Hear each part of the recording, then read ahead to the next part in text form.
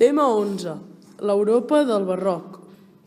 En el segle XVII, Europa va ser una època de crisis i de transformacions econòmiques. En l'esfera política es va posar fi a la geomeia, Europa de l'imperi hispànic dels Habsburg, i es va iniciar el poder de les monarquies absolutes. En el camp científic es va produir una nova ruptura amb la concepció medieval del món.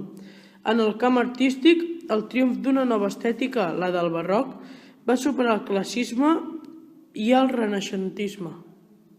Crisi i transformació de l'economia.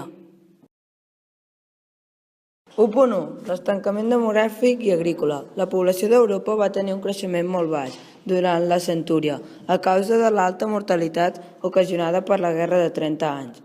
No obstant això, Holanda i Anglaterra va iniciar una renovació important de l'agricultura, que va aconseguir augmentar la producció. Aquestes millores van assentar les bases d'un creixement econòmic important, que es va consolidar amb la revolució industrial del segle XII. La renovació del comerç. Durant el segle XVII es van consolidar les rutes marítimes iniciades durant el segle anterior, però les antigues potències comercials, com ara Espanya, Portugal, Itàlia i la Hansa, associació de ciutats del nord d'Alemanya i del mar Bàltic, van entrar en crisi i el domini del comerç mundial va passar als Països Baixos i a Anglaterra. En aquest procés, el Mediterrani va anar perdent importància i van créixer els ports atlàntics de Sevilla, Lisboa, Anvers, Amsterdam i Londres. Per fomentar aquest comerç es van crear les companyies comercials, que eren d'iniciativa privada, però comptaven amb el suport de l'Estat. Holanda va crear la Companyia Holandesa de les Índies Orientals i Anglaterra va establir la Companyia Britànica de les Índies Orientals. La renovació de les manufactures. Davant el control que els gremis exercien sobre la producció, alguns comerciants van crear formes d'augmentar la producció i d'abaratir-ne el preu. Així van sorgir les primeres manufactures que reunien diversos treballadors en un mateix local i percebien un salari. I la indústria a domicili, per la qual els pagesos produïen béns a casa seva per complementar el treball agrícola. El desenvolupament del comerç i de noves formes de producció va implicar la proliferació de banquers i prestadors per finançar les noves empreses. Tot això va originar el capitalisme comercial i l'ascens de la burgesia que impulsava els nous negocis. 2. L'Europa de l'absolutisme. 2.1. El canvi d'hegemonia a Europa. La Pau de Westfàlia, 1648, i la Pau dels Pirineus, 1659, van portar la fi de l'hegemonia de l'imperi espanyol a Europa i van consolidar l'ascens de les noves potències. Es va posar fi a més d'un segle de guerres religioses amb la proclamació de la llibertat religiosa. 2.2. La monarquia absoluta. En alguns països encapçalats per França, la monarquia autoritària va evolucionar cap a la monarquia absoluta, en la qual el rei tenia tots els poders. Es creia que la monarquia absoluta era d'origen diví, que provenia de Déu, en el nom del qual exercia el poder. El rei era la llei, el cap de la justícia. Per aplicar les seves decisions, comptava amb ministres, consellers, secretaris i funcionaris. 2.3. La França de Lluís XIV. Lluís XIV, conegut com rei sol, perquè el seu poder era absolut, va traslladar la seva cort al Palau de Versalles, on es va envoltar de cortesans i consellers fidels. Per reforçar la seva autoritat a l'interior del país, va desencadenar una sèrie de guerres destinades a ampliar les fronteres franceses cap a l'est. França va imposar el seu poder polític i militar i una gran influència cultural i artística a Europa. 2.4. Els inicis del Parlament. El parlamentisme era una nova forma de govern que abundava en Anglaterra i als Països Baixos. Anglaterra, després de l'intent fracassat dels reis de la dinastia Stuart d'imposar l'absolutisme, es va anomenar rei l'holandès Guillem Orange. El nou monarca va acceptar la Declaració dels Drets 1689 després de la independència de l'imperi espanyol. Els Països Baixos es van organitzar en una república que comprenia 7 províncies, cada una amb el seu propi parlament. La revolució científica del segle XVII. En el segle XVII, Europa va ser una època de crisis i de transformacions econòmiques. En l'esfera política es va posar fi a la geomeia, Europa de l'imperi hispànic dels Habsburg, i es va iniciar el poder de les monarquies absolutes. En el camp científic es va produir una nova ruptura amb la concepció medieval del món. En el camp artístic, el triomf d'una nova estètica, la del barroc, va superar el classicisme i el renaixentisme. No obstant això, va ser al llarg del segle XVII, quan es va consolidar els principis generals de les noves ciències. Els estudiosos van començar a preguntar-se les coses i adoptar una nova actitud davant la ciència. Els desenvolupaments dels nous pensaments científics van ser de gust, sobretot a tres pensadors que van obrir el camí de la nova ciència: Galileo Galilei, René Descartes i Isaac Newton. A l'inici del segle XVII, els científics treballaven individualment, de vegades per algun mecenes, però ignorats per les autoritats polítiques. No obstant això, a poc, els poders públics i la societat es van anar interessant per la ciència. 4. L'art barroc, l'arquitectura. 4.1. La mentalitat del barroc. El barroc va proposar uns models estètics nous, en els quals l'equilibri i l'harmonia del Renaixement van ser substituïts per l'exaltació i la simetria amb utilització de corbes. L'objectiu era exaltar els sentiments de l'espectador augmentant la teatralitat i els simbolismes, conceptes diferents de l'art. Als països catòlics, el barroc es va convertir en el gran propagandista de la Contrareforma. En canvi, als països protestants, el sentiment més intimista i quotidià. 4.2. L'arquitectura. En Itàlia i Roma, la nova arquitectura barroca es va caracteritzar per la recerca de moviment i dinamisme. Gian Lorenzo Bernini, Francesco, arquitecte, va modificar façanes i plantes d'edificis religiosos. Aquest dinamisme es va acentuar amb efectes de llum i ombra a l'interior, exuberància decorativa i cúpules. La pintura i l'escultura barroques. Característiques generals. Malgrat la diversitat d'escoles i tendències, la pintura barroca presenta elements comuns. Predomini de color sobre el dibuix i la pintura a l'oli sobre la tela, tot i que també es continua pintant al fresc. Ús del contrast entre llum i ombra, clar-obscur, per modelar les formes i atorgar profunditat a les composicions. Recerca del moviment per mitjà de les composicions asimètriques, línies ondulades i cossos en posició obliqua, escorç. Proliferació de termes mitològics, històries i retrats, que consisteixen en termes religiosos i als països catòlics. També van ser freqüents la presentació d'objectes inanimats, natures mortes i, sobretot a Holanda, les escenes de la vida quotidiana i els paisatges. Tendències pictòriques a Europa. La pintura barroca a Europa del segle XVII no va ser homogènia i es van poder diferenciar diverses escoles o tendències.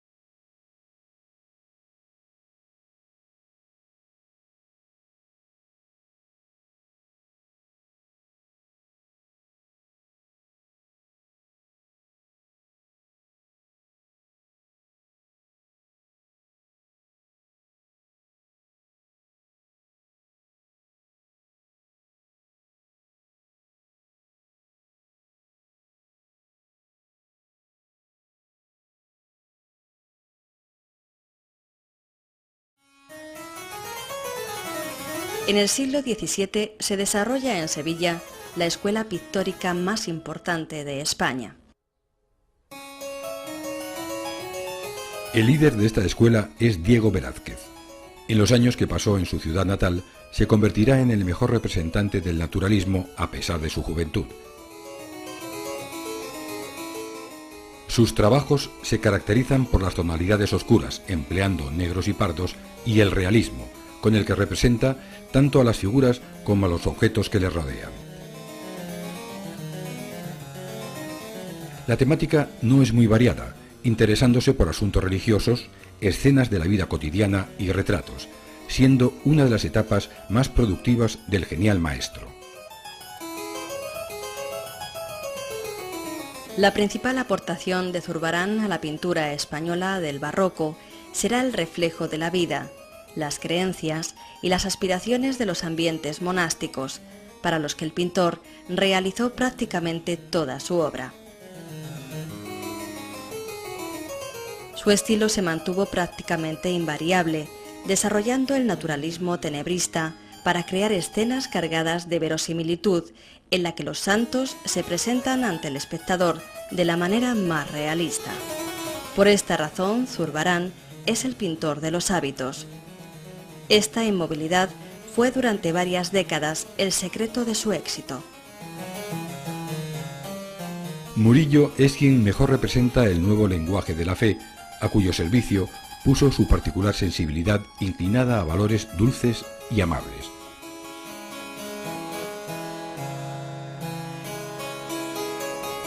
Con una facilidad portentosa, creó una pintura serena y apacible, como su propio carácter, en la que priman el equilibrio compositivo y expresivo y la delicadeza y el candor de sus modelos, nunca conmovidos por sentimientos extremos.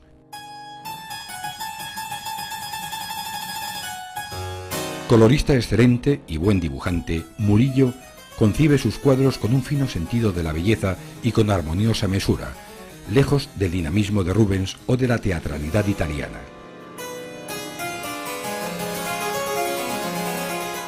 Herrera el Mozo transformará la escuela sevillana al aportar lo aprendido en Italia, interesándose por el espacio y por las representaciones triunfantes y fogosas. Herrera proclama un nuevo barroco, decorativo y apasionado, al usar fuertes contrastes de composición, tonos y luces para crear un todo efectista, donde una técnica también nueva, de pincelada agilísima y deshecha, sirve magistralmente a esas mismas búsquedas. La ductilidad del lenguaje de Valdés Leal le permitió superar su inicial falta de personalidad para crear un estilo que fue mejorando progresivamente a lo largo de su vida, tanto en calidad técnica como en contenido expresivo.